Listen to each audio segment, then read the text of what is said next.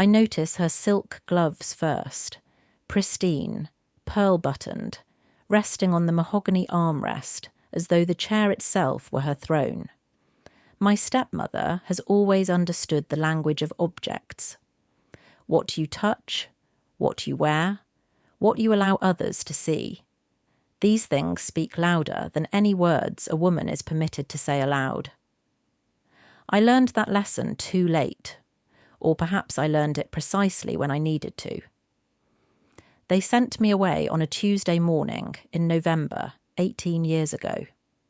The fog was so thick that day the carriages moved through London like ghosts, and I suppose that's what I became.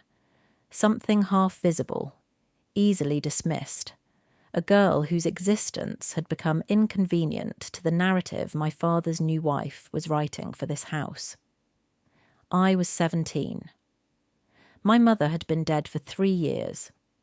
The house still smelled of her perfume in certain corners, lavender and something darker, something I could never name but recognised as hers alone. My father remarried within 18 months, as men of his position were expected to do. I told myself I understood. I told myself I would be gracious. I told myself that grief was not an inheritance, that I could carry my mother's memory without letting it poison the air between myself and this elegant stranger who now poured tea from mother's silver service. But Eleanor, for that was her name, though I was never permitted to call her anything but Mrs. Ashford, had other ideas about what this house should hold. And I, with my dark eyes that reminded my father too much of what he'd lost, with my stubborn silence at dinner parties, with my preference for books over embroidery, was not part of her vision. The inheritance was the problem, of course. It always is.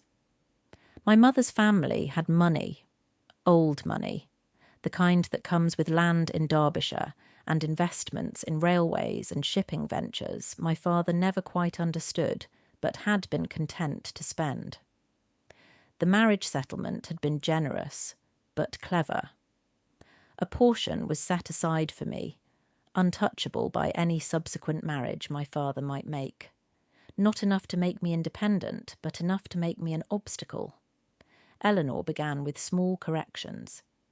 The way I held my teacup, the volume of my laugh, the frequency with which I interrupted conversations between adults, though I was nearly grown and had opinions I'd learned at my mother's knee to express clearly. Then came the suggestions that I might be happier at a cousin's house in Bath, where the air was better for my health. I was not ill. Then the proposal that a finishing school in Switzerland might polish what she called my rough edges, though I'd been raised in this house by a mother who had taught me French and Italian, and to play sheet music. I resisted, quietly, because that's what girls do when they understand that loudness will be used as evidence of instability. I wrote to my father's sister, my Aunt Caroline, who had always been fond of me. I kept records of the household accounts I could access, noting discrepancies I didn't yet understand but sensed were important. I watched. I waited. And then I made a mistake. I trusted my father. He came to my room one evening in late October, carrying that particular expression of paternal concern that men wear when they've already decided something that will break your heart but believe themselves to be acting with wisdom. He sat on the edge of my bed, the way he had when I was small and frightened of thunderstorms, and he told me that Eleanor was right. I needed time away, perspective, a chance to become the woman I was meant to be rather than clinging to the ghost of my mother. I begged him. I don't remember the words, only the humiliation of hearing my own voice crack, of feeling tears hot on my face while he looked at me with something that might have been pity or might have been relief. He promised I would return. He promised my inheritance was secure, that nothing would change except my address for a year or two, just long enough for me to gain maturity and for Eleanor to establish herself properly in society as Mrs. Ashford. I believed him because the alternative was unbearable. They sent me to a cousin in Yorkshire, a widow with 4 children and a damp house that smelled perpetually of boiled cabbage and resignation. I was to help with the children, to make myself useful, to learn humility. The letter my father gave me to deliver to Cousin Margaret described me as high-strung and in need of discipline. I read it on the train, steaming open the seal with hands that shook not from fear but from the first stirrings of something else entirely. Rage has a temperature, did you know that? It's not the hot, explosive thing poets describe. Real rage, the kind that lasts, it is cold. It calcifies around your heart like ice forming on a window, beautiful and dangerous and perfectly clear. Through it, you can see everything with a precision you never possessed before. I did not write to my father, not once in the first year, though he sent 2 brief letters asking after my health and reminding me that patience was a virtue. I did not weep into my pillow like the heroine of a penny, dreadful. I woke each morning at dawn, helped Cousin Margaret dress her children, taught them their letters, mended their clothes, and thought. At night, after the house had gone silent except for the wind against the shutters, I read. Cousin Margaret had few books, but the vicar's wife took pity on me and lent me volumes from their library. History, mostly, and philosophy, and one remarkable collection of legal texts her late father had compiled. I read about inheritance law, about marriage settlements, about the rights of widows and daughters, and how easily a clever solicitor could interpret ambiguous language to suit the interests of his client. I began to understand what Eleanor had done. The second year, I wrote to Aunt Caroline, not pleading letters, but careful inquiries about family matters, London gossip, the health of mutual acquaintances. She wrote back with the hunger of a woman starved for intelligent conversation, and slowly, piece by piece, I assembled the story of what had happened in my absence. My father's health was declining. He had taken to his bed with increasing frequency, suffering from what the doctors called nervous exhaustion, but what Aunt Caroline suspected was the slow poisoning of guilt. Eleanor had redecorated the house entirely, erasing the last traces of my mother's aesthetic and replacing it with fashionable but soulless modernity. She had taken control of the household accounts. She was seen everywhere in society, charming and gracious, the perfect wife. And she had convinced my father to change his will. The letters arrived in pieces over months. Aunt Caroline was discreet, paranoid even about putting certain things in writing. But eventually I understood. The portion of my mother's settlement that should have been mine had been redirected. A legal fiction, elegantly constructed. I was declared mentally unfit due to my instability and refusal to accept maternal authority. A doctor had signed an affidavit, though he'd never examined me. The money would be held in trust, managed by my father and, upon his death, by Eleanor as my guardian until such time as I married with her approval or reached the age of 30. I was 19 years old, 11 years of dependence, of begging for every pound, of requiring permission to marry anyone who might save me from this trap. I will tell you what I felt in that moment. Nothing. The rage had gone so cold it had become something else entirely, something that felt like clarity. I folded the letter carefully, returned it to its envelope, and placed it in the wooden box where I kept the few possessions that remained mine.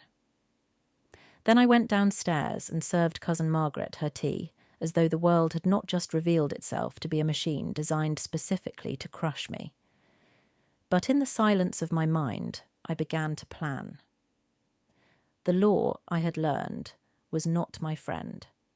As an unmarried woman, I had no standing to challenge my father's will or Eleanor's manipulation.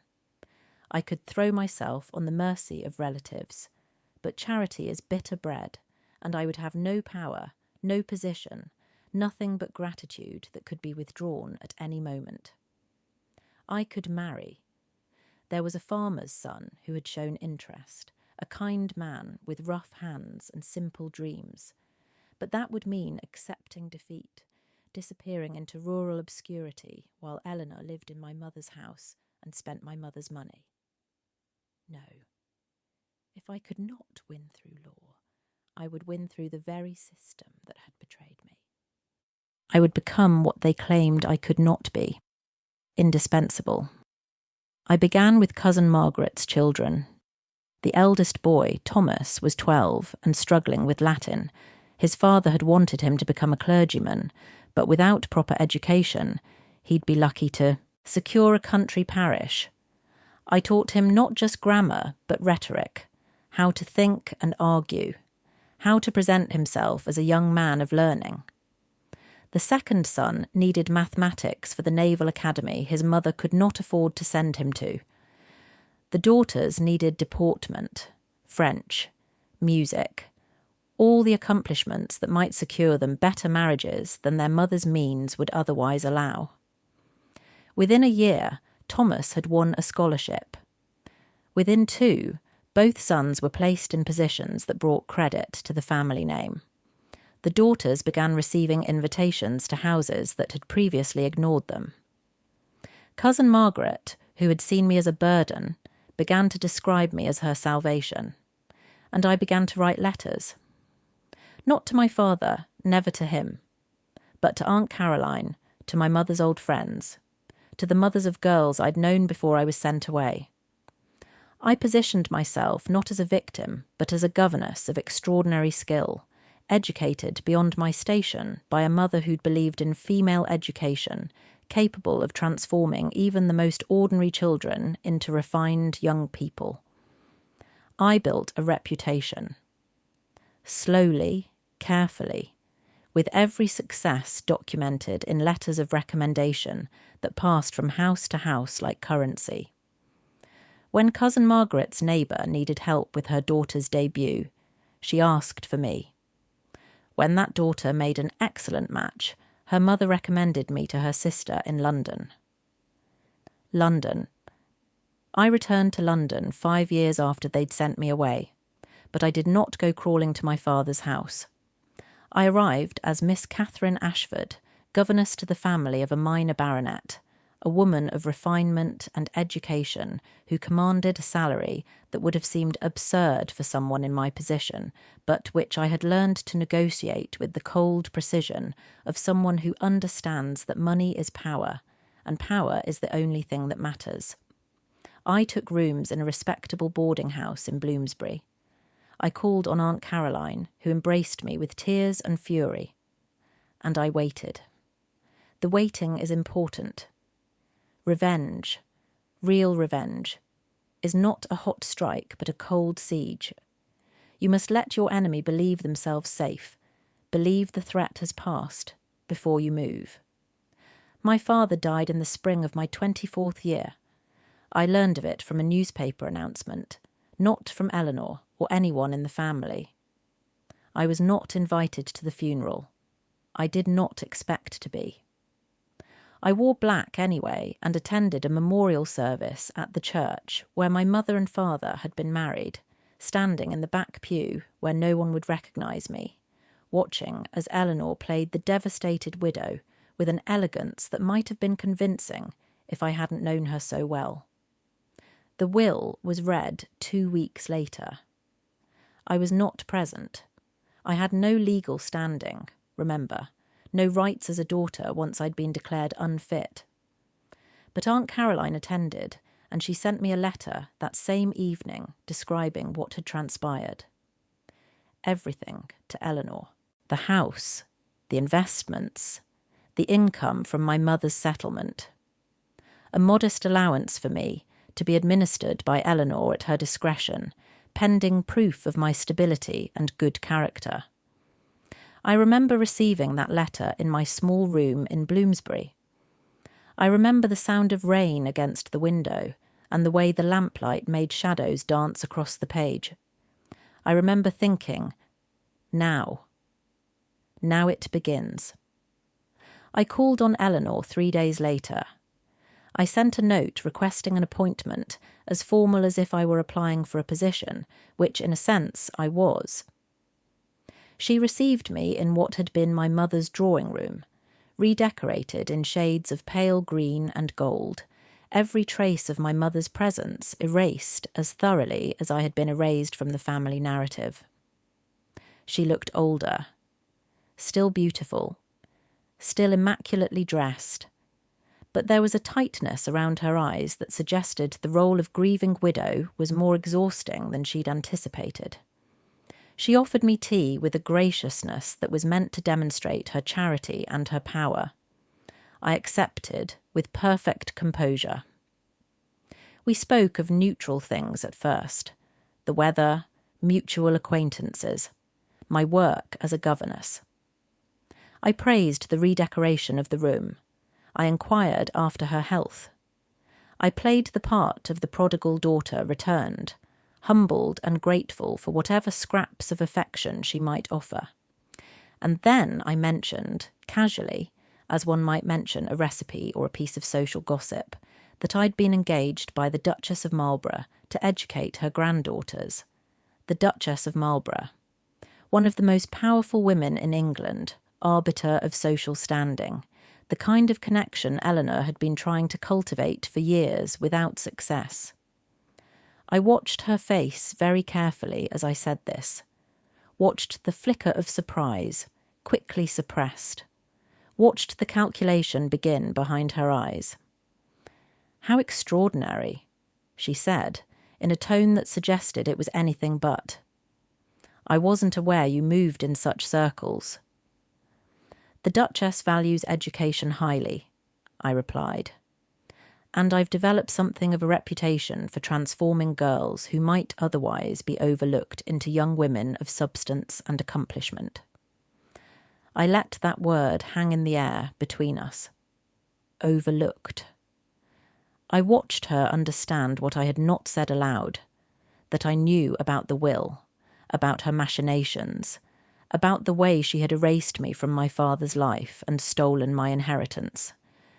And I watched her realise that despite all of that, I had become someone she now needed. The conversation that followed was a masterpiece of implication and restraint.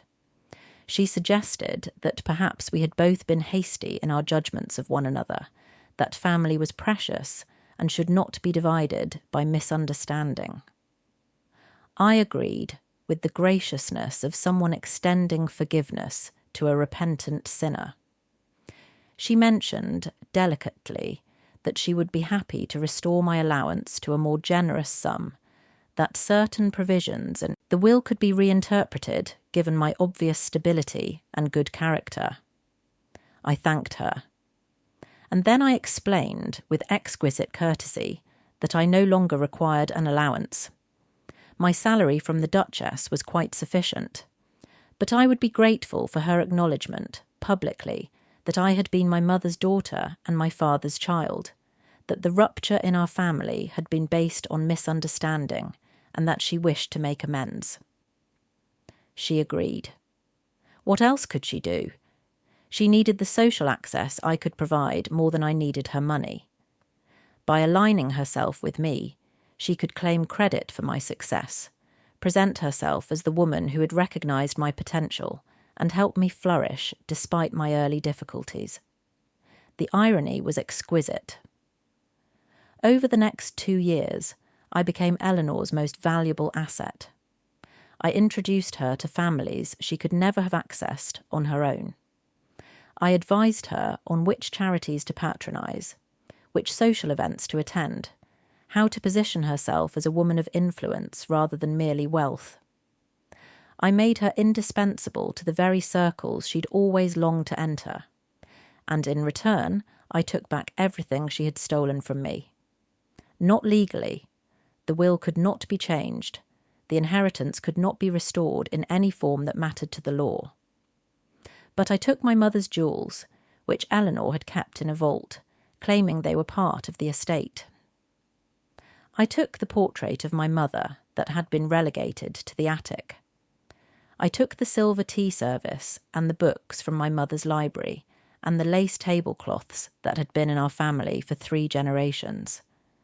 I took them piece by piece, mentioned casually during visits that I remembered these items from childhood, implied gently that it would mean so much to have something of my mother's to keep, watched Eleanor offer them with the false generosity of someone who believes themselves to be in control of the narrative.